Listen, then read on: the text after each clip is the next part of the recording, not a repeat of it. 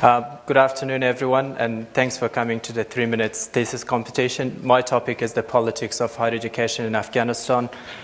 You would probably see this topic a little bit surprising for you because often what we hear from Afghanistan is the story of war and conflict.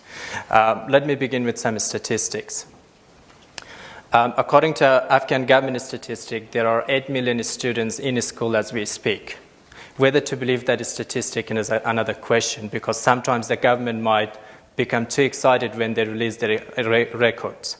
But even half of it, about 4 million students at school, is an amazing achievement for a country that over just a decade ago, girls' education was regarded as shame and equal to death. At tertiary level, there was 170,000 students last year who participated in the university entrance exam. Of them, 44,000 got into public university. About an equal number got into the teacher training colleges. These people have free access to tertiary education. And then there's a third group who are paying now for their university degrees at one of these private colleges, which 70 of them just newly established in Kabul in the last 10 years. The question I'm asking is, what does this mean for the country? And looking at the politics of higher education, that is the interrelationship between the broader socio-political context in the higher education sector. And the question I'll be asking is, what are some of the influences of the broader socio-political context and the nature, development, and policies of higher education in Afghanistan?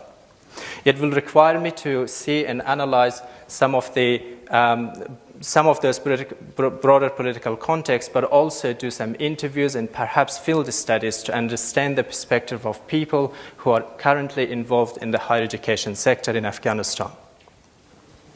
When I visited Afghanistan in the past 2 years, there is a positive assumption associated with the higher education and its role for the future of Afghanistan.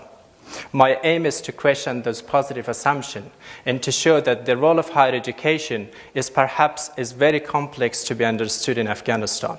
The reason for that could be that there is poor quality teaching, old and outdated curriculum, and more importantly, the social, political, and cultural environments are in a way that is divided on ethnic, sectarian, and tribal lines. There are two significances to my thesis. The first one as an academic one, to understand and document this recent development in the higher education sector. And there is a normative significance to my thesis, and that is to begin a dialogue on the nature of higher education in Afghanistan and to lay the foundation for the very needed reform in this sector. Thank you.